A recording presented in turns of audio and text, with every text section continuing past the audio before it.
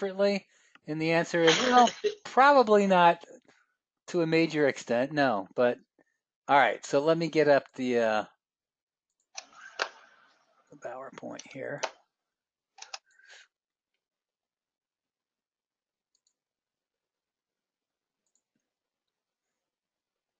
Okay, so here's the biggest career. I do a lot of career counseling with people in our program and other people, and I've seen people make a lot of mistakes, including myself.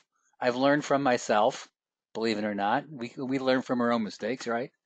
So I'm going to go talk about the biggest career mistakes and how you potentially can avoid them. All right. So why this presentation? Well, couple of reasons. The reason for tonight is it's a presentation I know fairly well and had to come up with something. But the bigger picture is I've seen a lot of people, just really smart people, not manage their careers very well, and they seem to be reacting to things as opposed to planning. I think most people seem to plan their summer vacations better and take more time doing that than planning their careers. So my goal is to maybe give you some ideas on, what you could do differently, or if you're doing everything fine and it's okay, maybe you can share this with other people. So I'm going to do it from a practical point of view, and I'm going to do it from a perspective where, I've seen things go wrong, including my own career, um, and we can talk about that. Okay, so yeah, I'm going to talk about that career thing. Um, so this is the top 10. So one thing that I've always seen, I've seen people that just have an unbelievably high opinion of themselves, and they think that they're going to, you know, graduate from undergraduate school and then, go on to be a VP in like less than a year. And really, what you need to do is think more like an employer. Any idea what I mean when I say you need to think more like an employer than an employee? Any thoughts on what that might look like? Well, I guess it's thinking about what skills do they see me having, and what experience do they see me having, and what role would they imagine me being in instead of what role do imagine myself being in. Yes, that is definitely a big point. Anyone else want to chime in on that? Maybe thinking about the needs of the company and how you can sort of match that to your Yeah, career needs. absolutely. Yeah, there's some people that they're so stuck on how good they think they are that they already have these things that they want to do that might not help the company at all, but it's something that they're good at or they think they're good at. And a company hires you because they're having problems. It's either workload problems, they're having problems with customers, they're not getting enough, sales or resources coming in, they're inefficient. So you need to think more about, well, what can I do to help the company as opposed to showcasing my skills that I really want to show off. Okay. So being unrealistic, that's number 10. A lot of people kind of get stuck in a rut and they don't move forward very well. And in our field, it's changing quite a bit. Um, for example, I have some people that I talk to that, I'm not an advocate for using technology for everybody, but where I see a lot of changes in our field do relate to technology and relate from the shift from instructional design to performance consulting. And some people, I just want to do instructional design. I don't want to use the computer to that. I don't want to use like Captivate or Articulate Storyline. And what I always say is, well, that's fine if you feel that way, but just be aware that there are a lot more opportunities when you open yourself up to new things. And some people are just not good at doing that at all. They really want to kind of cling to the past. And I mean, I've had people that'll basically say it's like, well, I just want to do instructional design. So yeah, but the field is changing, and What if it asks you to do something different? You might be working yourself out of a job and they don't really get it. So I think you have to take opportunities to develop yourself and address new challenges, new opportunities in our field. And I forgot this was number 8 in a way, but there there are always opportunities out there. Our field is, I think, a very dynamic field, and things are changing fairly rapidly. Um, I would always try to tell people, you always want to listen when people ask about, hey, would you be interested in doing such and such? You always want to hear about things because what I've learned about organizations, I mean, I've been laid off twice myself in my career. I didn't see either one coming. And the second one especially was really, I should have been better prepared and I wasn't. And what I learned about that was if an organization can improve their position in the industry by letting you go, they will do that. I don't like saying that, but I think it's true.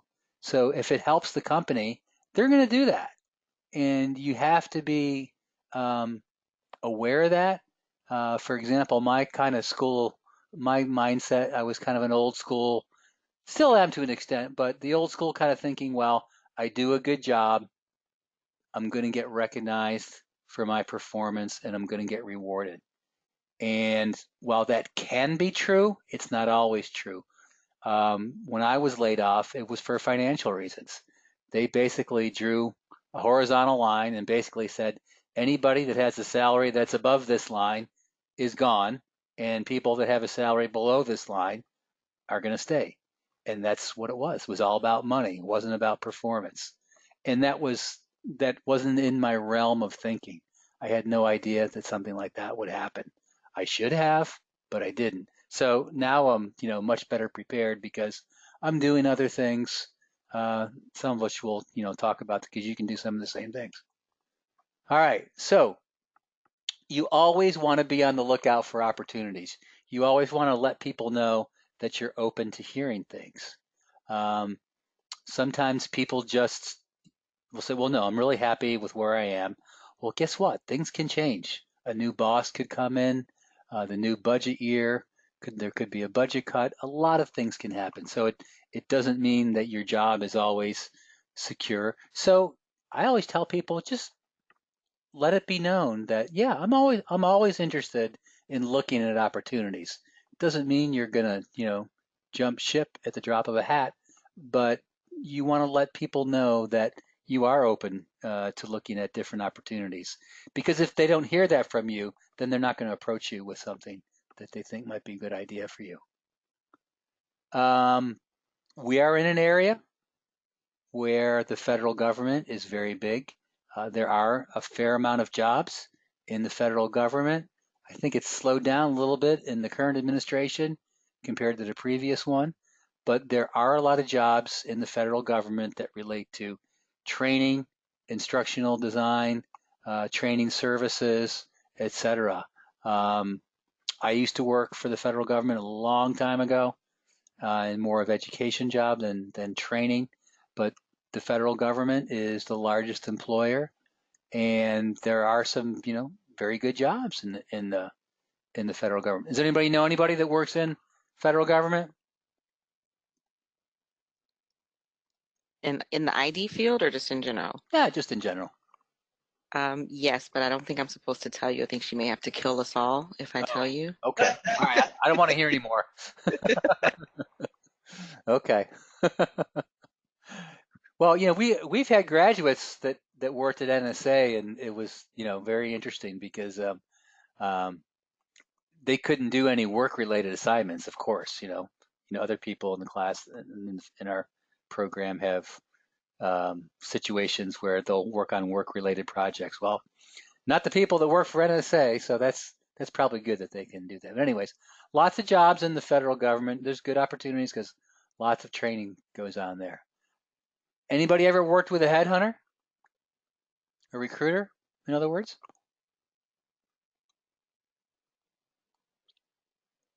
If you have a LinkedIn profile, anybody have a LinkedIn profile? Yeah, I've got a LinkedIn profile. Okay. If Yeah, you have that a is. LinkedIn profile, you might get it's an easy way for headhunters to contact you because the stats that I've seen, it's like over 85, 87% of recruiters that are looking to fill a position uh, will look at LinkedIn. They'll look at, keywords, they'll look at job titles, that sort of thing, and then they'll contact you. Um, long, long, long time ago when I was between jobs, very early in my career. I was a headhunter for about 6 months, and I was so naive. I thought it was, oh, I'm like a social worker. I'm helping people find jobs. Well, that's kind of true, but it's a sales job. It's not a social work job. And I learned a fair amount about sales, and I learned that headhunters will drop you in a New York minute, as they say, if they can't make money off you. Because I know a lot of people that'll say, yeah, a headhunter called me and they were talking to me about a job and it sounded, pretty interesting. And then I never heard from them again. What do you think happened? Well, usually headhunters, the way they get paid is they have a contract with an organization to recruit a specific job title. And if you don't have that job title and that background, then they're not interested in you. For example, if they're trying to find registered nurses to work for a University of Maryland medical system, and you might be a great accountant. Well, they don't care about you. You might be one of the best accountants in the world. They don't care about you because they can't make money off placing you because they don't have any contracts for accountants. They have contracts to place registered nurses. So I guess my advice, there are some good headhunters. My advice with headhunters for you is ask through your professional network if anyone has used somebody they like. And, to me, it's like it's a professional service. And how do you find people that are good that provide professional services, like doctors and lawyers and accountants? Usually ask, right? Hey, who have you used to do some legal work for you? Who have you used to do your taxes? And people give you their opinions. What I've found is it's always anybody that's a recruiter. It doesn't take much to get into that business. There's no education, training, or certification sort of requirements. If you have a phone and a computer, you can be a headhunter. I would always ask them a lot of questions like, how long have you been in the field? How many people have you placed in the last 12 months? Where have you placed them? Do you specialize in people in education and training, or do you try to place, everybody? Um, Headhunters are kind of like real estate agents in a way. I've known people that have gone into real estate and haven't done very well, and then they're out of it in like 6 months. But then I've known people that work in it for 15, 20, 25 years, which to me tells me that they're actually, doing something positively and they're making a living at it. But headhunters is a good way to, maybe find some potential jobs. So a lot of people are really shy about marketing themselves. I'll let my work speak for myself. I don't need to do these things that kind of like market myself. And I guess, my response is I used to be like that, and then I realized that people that got jobs tended to have a strong network of people. So there are a lot of people that, they do like stay out of the spotlight because they think it's just not their thing. And I would say, you do want to have a good network because it's definitely very important. Um, One way to build your network to get your name out there is to volunteer. Be active in the local groups such as uh, the the Association for Talent Development. There's a Maryland chapter. There's a DC Metro chapter. That's a good way to learn some new things, to meet some people, to find out about maybe a particular topic that other people in their chapter might have. I highly recommend it because it also gets your name out there as well. Um, I had one of our students ask me once, if you could do it differently, what would you do differently in your career? And I didn't have to think very long about my answer because I knew what my answer was pretty quickly. Um, my answer essentially is, well, like when I was younger, I'll say in my 20s and 30s, I knew having a network was important, but I didn't know how important it was. I didn't realize that that's how a lot of people get jobs is through their own professional network. Um, there are more research shows that there's more unadvertised jobs than advertised jobs out there. So that begs the question, how do you find out about the unadvertised jobs? How do you do it? You know people. You're right. You know, Word of mouth. yeah, word of mouth, people that are in a company, people that are in the industry, people that know somebody who knows somebody, etc. Now, you still have to do the job. You know, that old thing, oh, well, yeah, well, he got that job because he knows so and so. Well, he got the job because he knows so and so, but the person actually has to perform when they get there. Companies can't afford anymore to hire people that don't pull their weight. So I think that kind of framework's out the window. But anyway, my answer to the student in our program, I said, you know, if I knew how important developing and nurturing a network was when I was like in my 20s and early 30s, I would have worked much harder at it. I knew it was important to have one, but I didn't realize how important it was. So that's the one thing that I would change definitely. You know, there's a lot of people think that this is what networking is about, just telling people what you do, but it's a lot more. You know, you can't just tell them that you're good, but you need to show them. And what I mean by that is, if you work as a volunteer for one of the local professional associations, whether it's Association for Talent Development or it's the International Society for Performance Improvement, another good professional organization, you can actually show your stuff, okay? Because they have all kinds of opportunities. They have opportunities, technical opportunities where they need people to create websites.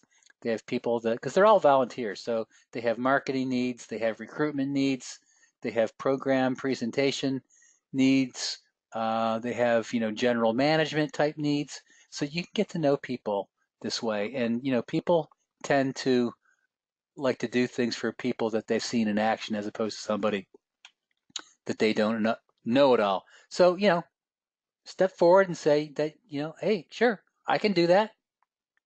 Get your name out there. Um, it's probably easier than ever to create a digital presence, and I mean a professional digital presence. I'm not necessarily talking about Facebook, but LinkedIn's probably the biggest one. So I would highly encourage you to have a presence on LinkedIn, a profile, because LinkedIn is, I'm sure they have competition, but I can't really think of a company that really does what they do.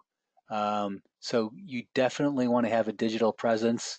Um, Now is easier than ever to just create a website, and I would strongly consider creating a website if I were you, because there are lots of easy to use programs out there where you don't need to know any sort of code. Like you don't need to know Dreamweaver. There's Weebly, there's Wix, there's Squarespace, there's other ones, and so I get some consulting jobs just because people see me online. They go, oh, well, he has a background that I think is interesting and I'd like to talk to him. So without even trying to market myself, other than having a website, I have gotten kind of part-time consulting things just because I have a digital presence. So I would strongly encourage you to do that. And also, I always think it's a good idea just to check at different job boards just to see, look up jobs that you might be interested in, even if you're not looking for a job right now. But just look at those to kind of stay uh, up to up to speed in terms of who's hiring, what sort of jobs are they hiring for, what sort of experience and skills do you need, it's always helpful to stay on top of that because sometimes you can see some trends and that might make a difference in how you plan and implement your own professional development. So there are some people that think, kind of like number 10, that, I'm great. That's, it's not really about you. And I think we all know, you know, people like this. It's really about what you can do for the organization. There are just way too many people that are really impressed with themselves. Um, but what I've learned is it is important to think like an employer. Think about what the employer's needs are and not whatever your own experiences. Because some people, they have their solution and they're dying to implement it, and they think they know everything. And really, what it's all about is helping the client meet their needs because they might be trying to do things that you don't necessarily agree with. But if that's what they want and you tell them that I don't think this will help you, but I'm willing to get you there, then, that's fine. So number 5, I'm not a super tool person. What I mean by that, some people are just, I really like technology, but I'm not enthralled with it, where some people think it's the be all and the end all. And they think that the answer is technology. And I always say, well, what's the question? And then they'll say, well, I don't know, but the answer is technology.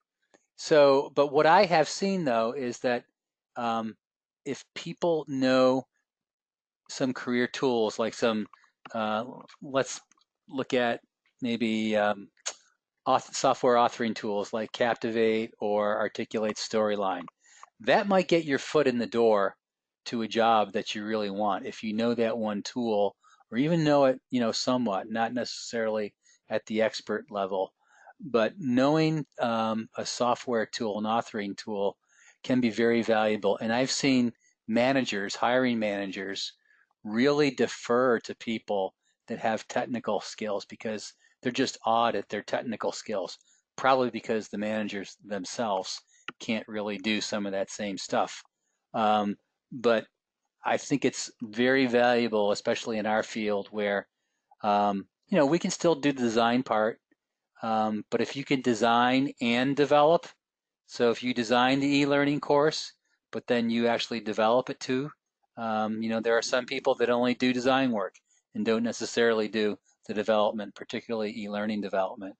But with the tools now, it's easier than ever to do that. So I would strongly encourage you to get up to speed with some authoring tools, or at least one. Another one is a lot of people, they don't really have a very good resume.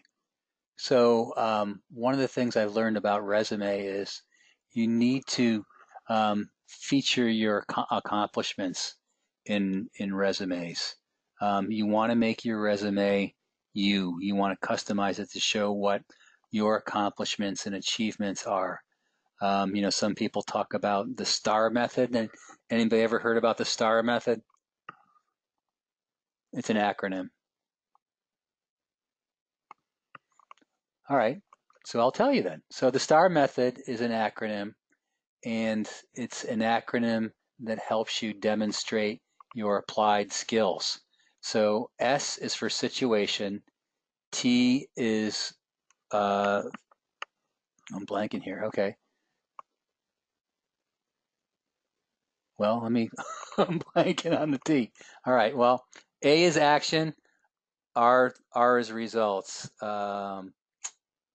So essentially the STAR method um, shows you how to demonstrate your skills, where the situation is like the context and what was going on. Where were you?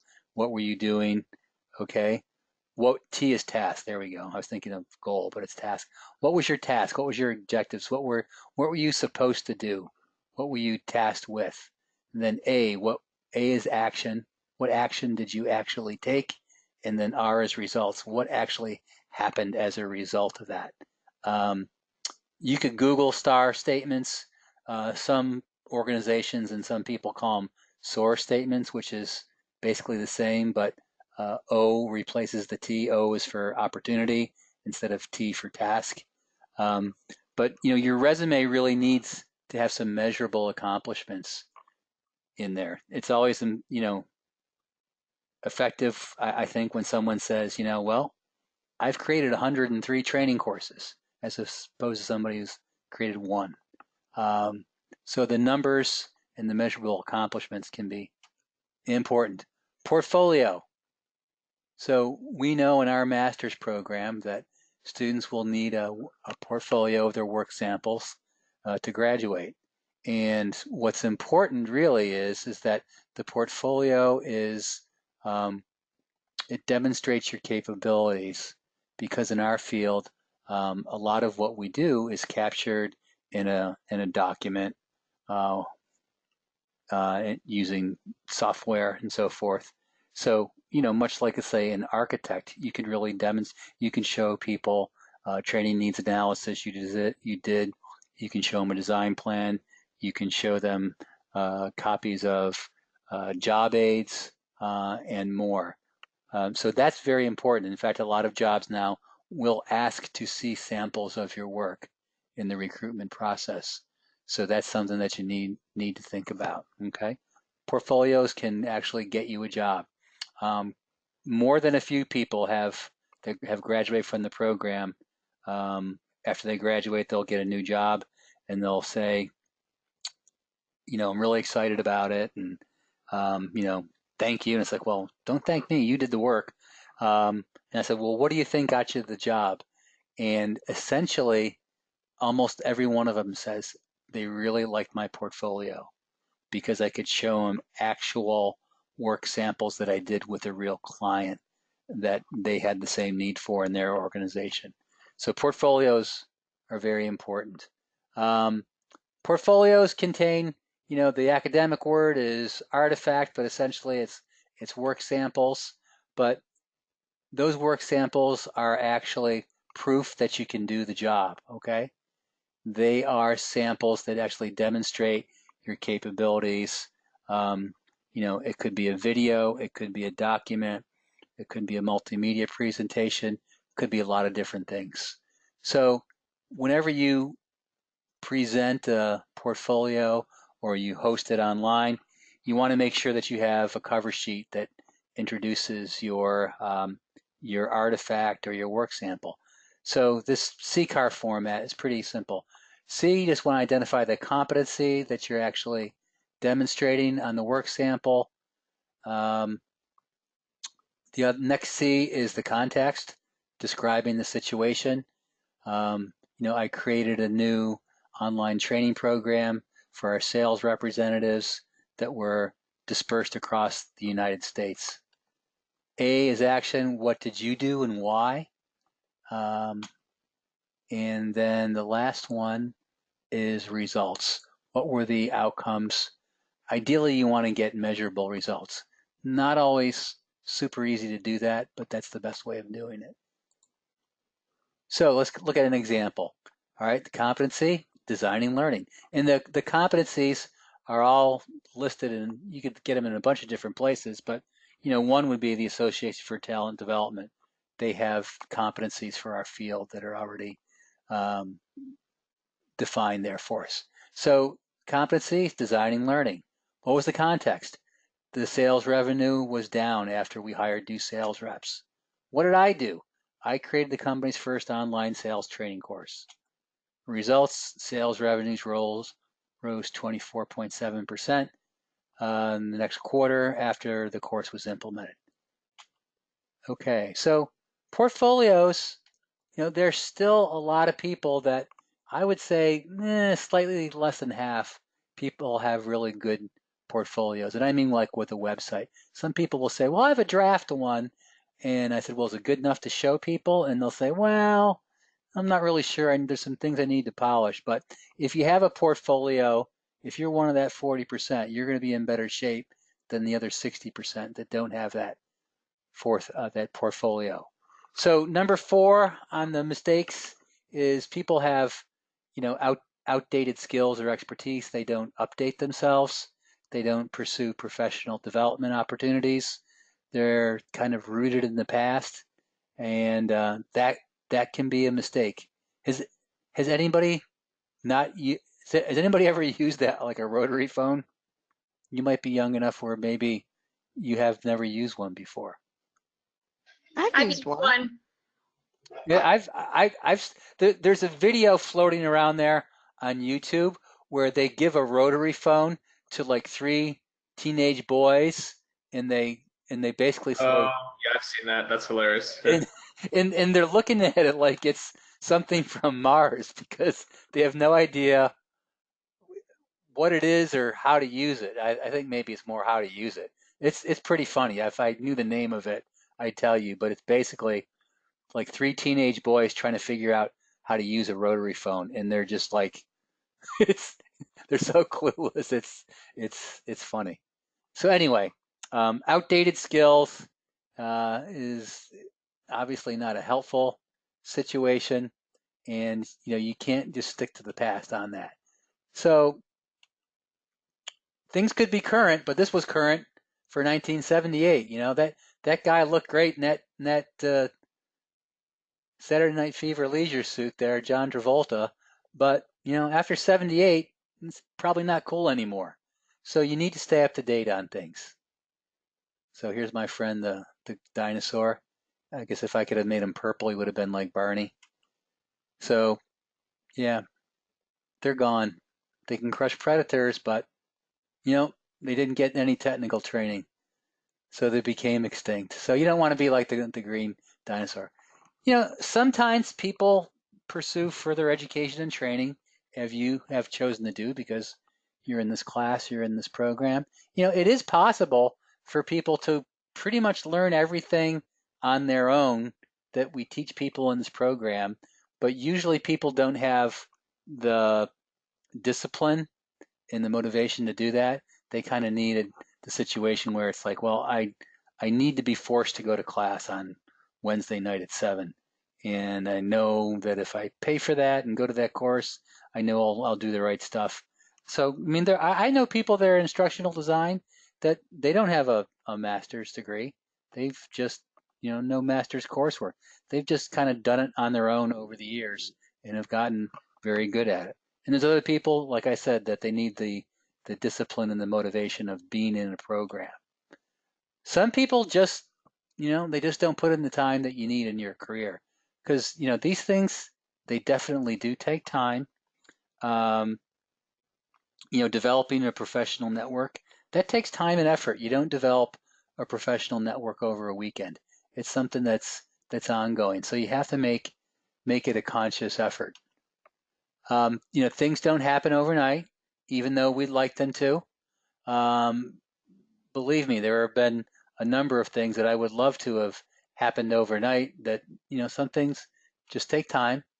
Um, the number two thing that's a mistake is people really don't have a plan. And not only do they only have a plan in their head, they don't have anything written down. They don't have any goals. They don't have any like SMART goals where it's specific, measurable, attainable, realistic, and time sensitive. Have you heard of SMART goals before? I'm guessing you might have. Yes? No? Maybe so? Yeah, Yes. yeah, Okay. we teach them at our Good. Can you give university. an example real quick? Can I give an example? Or what was it? Yes. Um, let's see. Well, specific. You want it's almost like a learning objective. Similar to a learning objective. If you just say something like at the end of this course, people will be better keyboarders or better typists. That's much different than having an objective. You say, at the end of this Microsoft Word training class, using Microsoft Word on personal computers, uh, every student will be able to type at least 60 words per minute with no more than 3 mistakes. So that's very specific, it's time sensitive, it's attainable, it's realistic, it's measurable. Does that help at all? Yes, it does. Thank you. Okay. Yeah, I'm so old I called it typing. And when I was in high school, my mom wanted me to take the typing class, the keyboarding class. And of course, as being the good 16-year-old son that I was, I avoided it. And I realized that, yeah, mom was right because this was like in the 70s. So it's like, what do I need to learn how to type for? It was before the personal computer came out, like in '83. So I was like, well, yeah, what do I need to type for? And then the other thing she wanted me to do was take the public speaking class. And I'm like, why do I need a public speaking class? And when in reality, I was afraid to take it because I was afraid to speak in front of people as a 16-year-old boy. So mom was right. And as my son has pointed out to me, and it's like, well, wow, grandma knew that that would have been good for you to help prepare you as a teacher and as an online teacher. And I said, yep. And I didn't do what she said. Moms are always right, aren't they? So yeah, you need to have a written plan. And usually things that we write down in terms of a plan, we're more committed to them than we are if we just kind of have it in our head. So it's always good to have maybe like some short-term goals and then some long-term goals. I would say this is the number one mistake. I think people react to their careers instead of actually taking control of their own careers. Some people kind of let their companies kind of manage their career for them, where I see that as a big mistake because the company is going to do what's good for the company, not necessarily what's good for you. I mean, sometimes the things can coincide. That's possible. But in today's day and age, it's, very normal for someone to change jobs every few years now. In the old days, they used to call that a job hopper, and it was a negative thing. But now it's routinely done, and people do it to get, um, big financial increases. So instead of getting the 2% raise of like maybe a couple $1,000s, they're changing to get a new job and maybe get a $10,000 increase. That's possible. People do that. But this is the thing that I see that, people just kind of lay back and kind of react to things and don't have a plan and kind of let things happen to them. So, there's a difference between, important and urgent. So if your house is on fire, you got to get out. That's urgent. Updating your resume, working on your um, work samples in your portfolio, that might be important, but it's not necessarily urgent. But, it still needs to be done. So you have to ask yourself, where am I going? What do I want? How do I figure that out? Because if you don't have a goal, it's hard to work towards something. And you really need to have some sort of, self-direction that you've kind of thought through yourself. I always tell people, do what you think is fun, do what you think is meaningful to you, and it's kind of a trite saying, but I really believe in that. People that work just for the money, I guess that's okay, but if you're not happy, I think that's a big deal. I think you should be happy. So you definitely need to plan your career, but you can't plan every single aspect of it. Um, I realize that there are going to be some things that you just can't control, but I do think it's much better to have a plan than to not have a plan. Sometimes our promotion from point one to point two isn't necessarily a straight line. We might have to take a lot of different turns, and that happens sometimes. Um, so essentially, we want to make sure that we realize that this is really a journey. Some people are looking for a straight line. If they do this, they get that. Sometimes that happens, but not always. It's very possible for people to have, easily now 7 to 10 jobs in their lifetime and maybe 2 to 3 different careers. By careers, I mean like a career field, not just an individual job. It's very common now. In fact, that number three might be low. There are some people that, they'll have easily 3 careers. I mean, people that are in the military, they'll have a military career. They'll get out after 20 years out of that retirement. They'll have a civilian career in possibly a different field, and then they'll retire again and maybe have another career after that. So that definitely happens. All right, so let's kind of wrap this up, folks. You definitely need to have a written career plan with long-term goals and short-term goals written out. Otherwise, it's not really a plan if it's not written. You have to realize that things that we did in the past aren't necessarily going to be effective right now. So you have to be open to change, and you have to experiment and realize that you might have to get out of your comfort zone. Okay? Always be open for new opportunities. You have to make it known to people that you're always interested in looking at new opportunities. That's, I think, very important, because that's a big part about finding out and getting jobs now is, having people recommend you. You want to get feedback on your work. You have a portfolio, a professional portfolio. So you want to make sure that you're getting feedback on your work, that, what do other people think of it? How could you improve it? What might you do differently?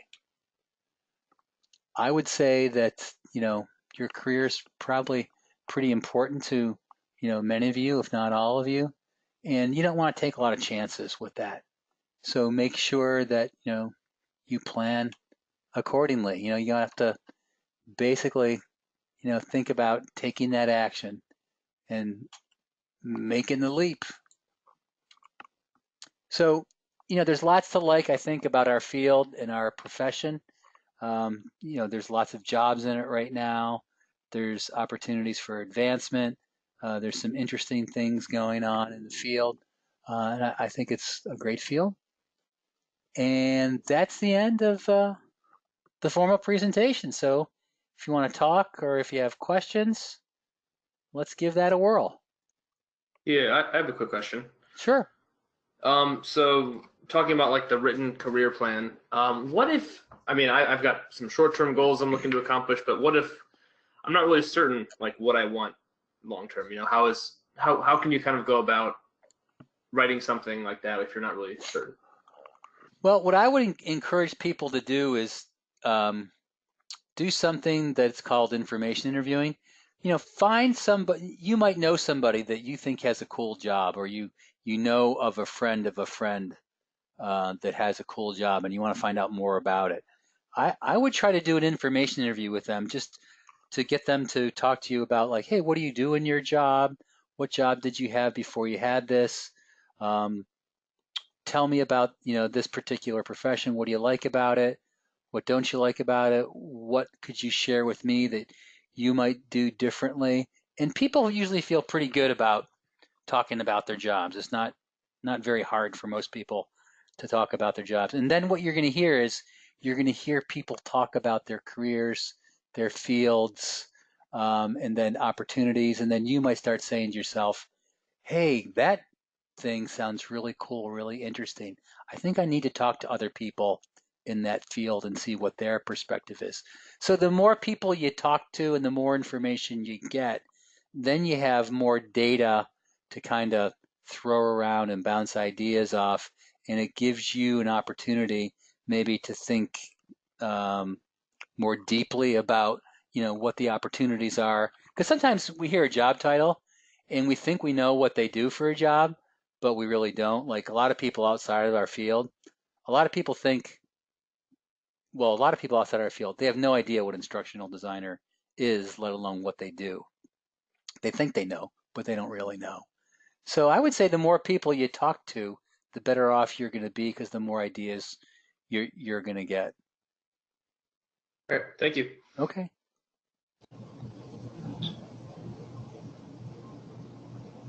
Other questions? Hey, Dr. Williams, this is Connor Pequini.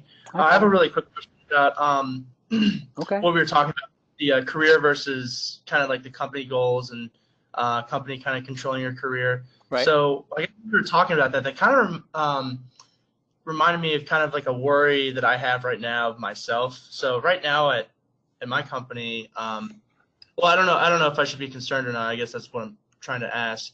Okay. So basically, I've actually been on a project for about a year and a half now. Been using the same software program and Right. doing the same work, and it's like never ending. I was supposed to roll off at the end of June, and now I'm getting extended for another couple of months, which is great, and it's great for the company too. But and I tried to like expand and gain some more skills by seeing webinars and stuff like that, attending conferences, Right. like that. But is there any concern there about like getting extended on the project that long? Not to mention too, they want me to do more projects using like same software and Okay. things like that. Are you a contractual? Are you a contractor or are you an employee? I'm an employee. Okay. So I sensed a little bit of I'm kind of getting stuck here in your voice in this one Mhm. thing. Was that accurate or no? Well, not really. I really like the Okay. company. I work at GP Strategies, and I really Okay. like it there. I've worked on a couple different projects for. I'm fairly young. I've only been there for 2 years now, Okay. and this is actually my first job still coming out of college and things like that. But Okay. I don't know. I was just as a young professional, I always I'm curious and have a lot of questions and just am not sure. So when you start talking about career versus company, I'm like, oh wait a minute. And it kind of Well, sounds like me. yeah. But Yeah, I think that's normal. I think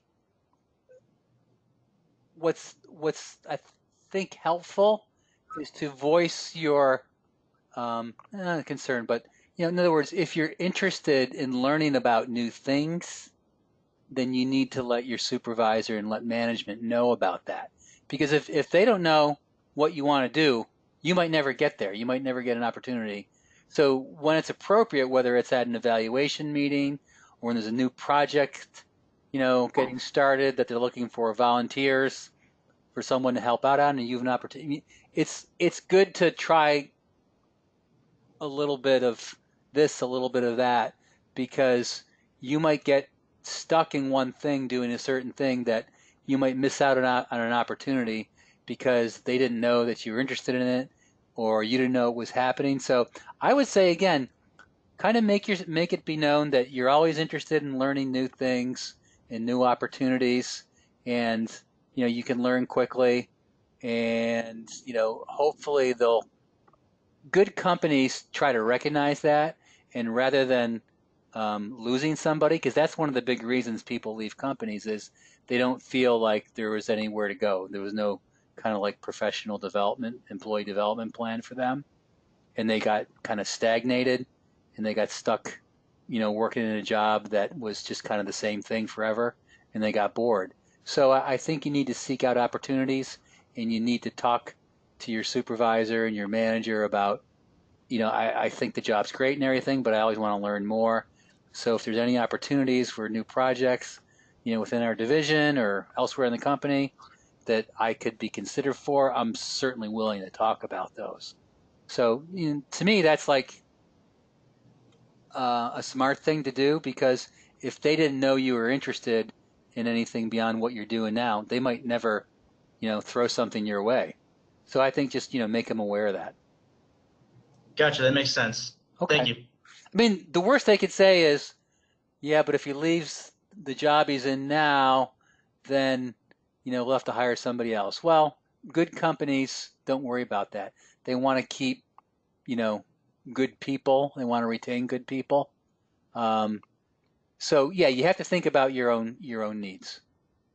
Yeah, thank you. I'm actually not thinking about leaving anytime soon. Okay. I like it there, but Okay. I was just wondering if I should be like concerned, just because it seems like the software program that I'm talking about is an SAP Enable Now. It's like a new authoring tool, not new authoring tool. It's kind of getting bigger, I think, in our company, Okay. and we're really successful with it now. And actually, that's something I'm using at Honda Trading Okay. America right now. Okay.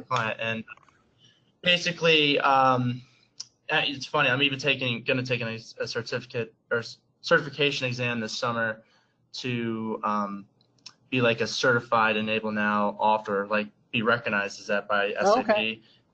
From that point on, I'm like concerned that, well, I'll just be only on SAP Enable Now projects. So that's kind of what I was going there with my question. So Okay. as exciting as that kind of sounded at first, I was kind of thinking back in my head, like, is that a good career choice? That's kind of why I asked about the career versus company thing. But you answered. You gave me a really good answer. Thank you. Okay. Sure. What other questions do you have, folks?